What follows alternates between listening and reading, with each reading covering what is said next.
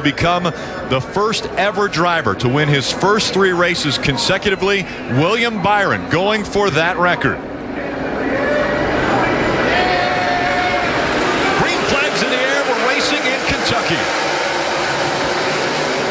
And they bottle up in the start-finish line. The 62 is around. Caution out immediately. You see the damage to the 33 early. Brandon Jones, a lot of damage to the left front. Brendan Gaughan also. Bad guys. Issues to that car.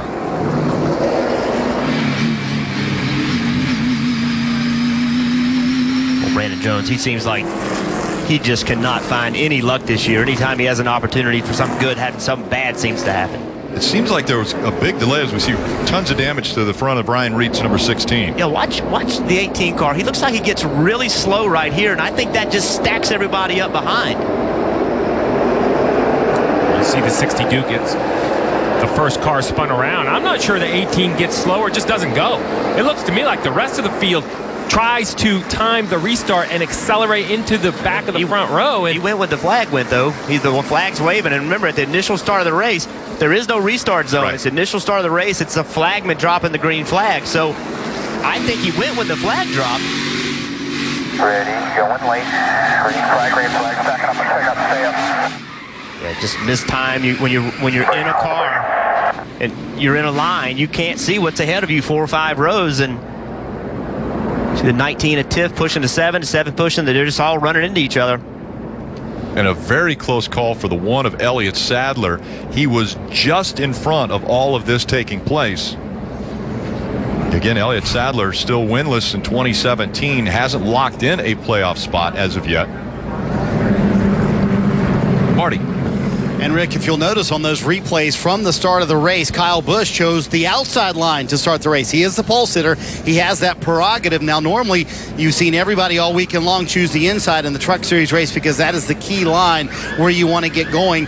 That was intentional because he was going to let Eric Jones, who started on the bottom, was going to let him go. Kyle Busch got out front. Eric Jones was going to follow him on that bottom line because that was key. So having that bottom line is certainly where you want to be on the restart. But that playing thing with teammates, Jeff, that's a good move if it works out. But they came slowly to that first green flag of the day. I think it was just so slow coming to the green that back in the 8th, 9th, 10th row, they just all got stacked up. They're just not anticipating that slow of a start. And, you know, everybody's trying to go, getting ready to anticipate when to accelerate, and they just mistimed it.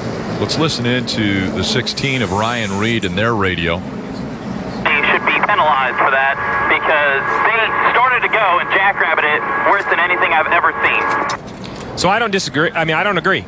I hear what he's saying. He thinks that the 18 started to grow, then stopped and stacked the field up. I don't think so. I think the 18 remained consistent.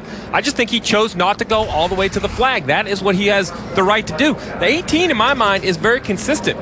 He's not changing his speed. It's just everyone behind him starts to accelerate. When we were on board with the 33, we heard him start to get on the gas. Well, the leader hadn't gone yet. So while the field wants to blame the pole sitter, I blame the field. That's everyone being very impatient, trying to judge the first start. I think right here, if you look, the 18 looks the same to me, the same to me. The 22 and 42 accelerate to the 18's bumper. And so before they even get a quarter of a lap in, they stack up at the start-finish line.